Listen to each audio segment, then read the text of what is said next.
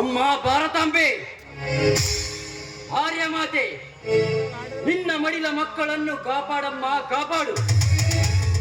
ಒಂದೆಡೆ ಪರರಾಷ್ಟ್ರದ ವೈರಿಗಳಿಂದ ನಿನ್ನ ಮಾನ ಪ್ರಾಣ ಕಾಪಾಡಲು ಪ್ರಾಣವನ್ನೇ ಪಣವಾಗಿಟ್ಟು ಜೀವದ ಹಂಗದನ್ನು ತೊರೆದು ಹೋರಾಡುವ ಮಕ್ಕಳು ಒಂದು ಕಡೆಯಾದರೆ, ಇನ್ನೊಂದು ಕಡೆ ನಿನ್ನ ರಕ್ತವನ್ನು ಹಂಚಿಕೊಂಡು ಪವಿತ್ರ ನಿನ್ನ ಉದರದಲ್ಲಿ ಜನಿಸಿ ನಿನಗೆ ದ್ರೋಹವೆಂಬ ಕಿಚ್ಚಿನ ಕೆಂಡ ಹಿಡಿಯುವ ದ್ರೋಹಿಗಳು ಒಂದು ಕಡೆ.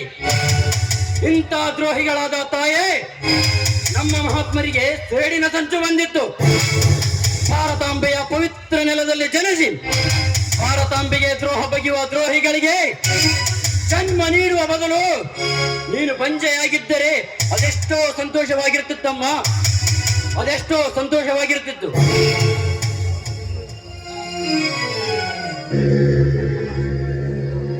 ಹಲೋ ಮಿಸ್ಟರ್ ಸುರೇಶ್, ಅದಾವ ಚಿಂತೆಯ ಚಿತೆಯಲ್ಲಿ ಮುಳುಗಿದ್ದೀಯಾ? ನೀನೊಬ್ಬ ಪದವೀಧರನಾಗಿ ಸದಾ ನಮ್ಮಂತವರ ಬೆಂಬಲಿಗೆ ಇರಬೇಕು. ಅದರ ಬದಲು ನೀನೇ ಈ ರೀತಿ ಚಿಂತಿಸಿದರೆ ನಮ್ಮಂತವರ ಪಾಡೇನು? ಮಿಸ್ಟರ್ ಶಿವ್, ನಾನು ಚಿಂತಿಸುತ್ತಿಲ್ಲ. ಭವ್ಯ ಭಾರತದಲ್ಲಿ ಬಡವರ ಪಾಲಿನ ಭಾಗ್ಯದ ಬಾಗಿಲು ಎಂದು ತೆರೆಯುತ್ತದೆ ಎಂದು ವಿಚಾರಿಸುತ್ತಿದ್ದೇನೆ ಅಷ್ಟೇ. ಭಾಗ್ಯೋದಯ? ಹಲೋ, ಬಡವರ ಪಾಲಿಗೆ ಭಾಗ್ಯೋದಯದ ಬಾಗಿಲು ಹೇಗೆ ತೆರೆಯಲು ಸಾಧ್ಯ ಸುರೇಶ? ಭಾಗ್ಯೋದಯದ ಕನಸನ್ನು ಕಾಣುವ ಬಡವನ ಕನಸು, ತಿರುಕನ ಕನಸು ಎರಡೂ ಒಂದೇ ಸಮಾನವಾದ.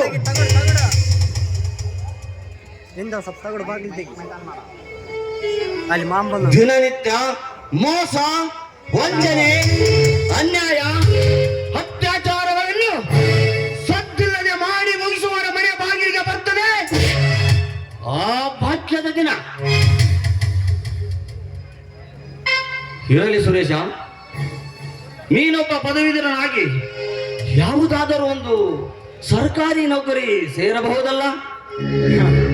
ಸರ್ಕಾರಿ ನೌಕರಿ? ನಮ್ಮಂತ ನಿರ್ಭಾಗ್ಯರಿಗೆ ಸರ್ಕಾರಿ ನೌಕರಿ ಎಲ್ಲಿಂದ ಬರಬೇಕು ಶಿವು?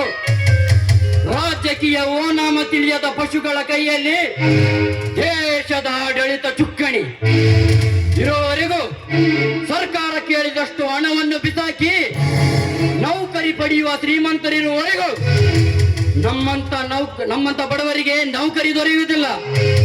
ಪದವಿ ಪಡೆದ ಎಲ್ಲ ವಿದ್ಯಾರ್ಥಿಗಳಿಗೆ ನೌಕರಿ ಕೊಡುವ ಯೋಗ್ಯತೆ ಈ ಸರ್ಕಾರಕ್ಕಿಲ್ಲ. ಪದವಿ ಪಡೆದ ಎಲ್ಲ ವಿದ್ಯಾರ್ಥಿಗಳಿಗೆ ನೌಕರಿ ಕೊಡುವ ಯೋಗ್ಯತೆ ಸರ್ಕಾರಕ್ಕಿಲ್ಲ. ವಿದ್ಯೆ ಪಡೆದ ವಿವೇಕವಿಲ್ಲದ ನಿರುದ್ಯೋಗಿಗಳಿಗೆ ಅವಕಾಶಗಳ ಬಾಗಿಲು ತಟ್ಟುತ್ತಾ ನಿರಾಶೆಯಾದ ನಿಟ್ಟುಸಿರು ಬಿಟ್ಟು ಹೆತ್ತವರಿಗೆ ಭಾರವಾಗಿ ತಿರುಗಾಡುವ ನಿರುದ್ಯೋಗಿಗಳಿಗೆ ಕಡಿಮೆ ಇಲ್ಲ ಈ ಪ್ರಪಂಚದಲ್ಲಿ. ಅದಕ್ಕೆ ನಾನು ಅಪ್ಪ ಹಾಕಿದ ಹಾಲದ ಮರವೇ ಗತಿ ಎಂದು ನಾನು ರೈತನಾಗುವ ಇಚ್ಛೆಯಲ್ಲಿದ್ದೇನೆ.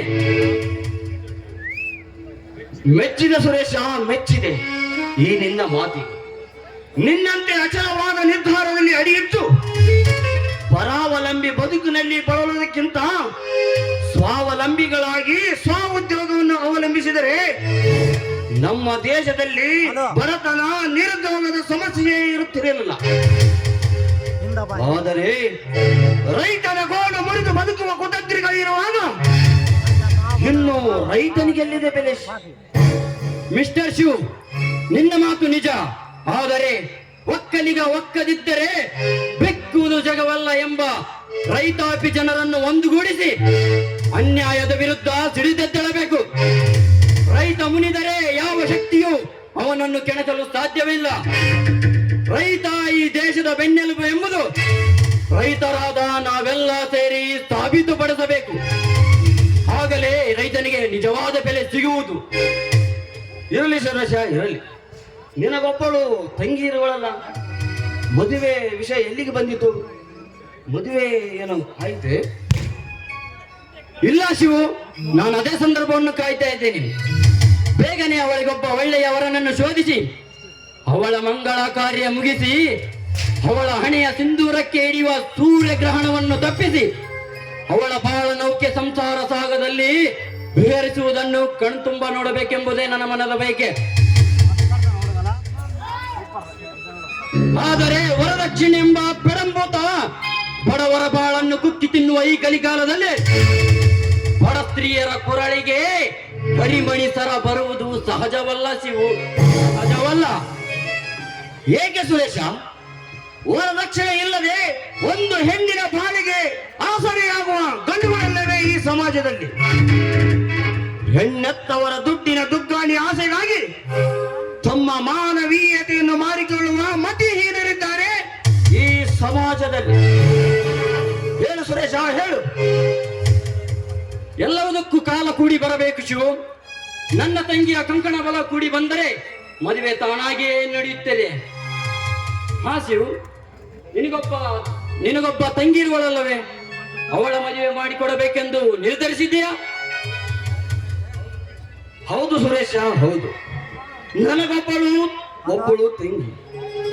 ತಂದೆ ತಾಯಿ ತೀರಿದ ಬಳಿಕ ಅವಳನ್ನು ಮುತ್ತಿನಿಂದ ಸಾಕಿ ಬೆಳೆಸಿದ್ದೇನೆ.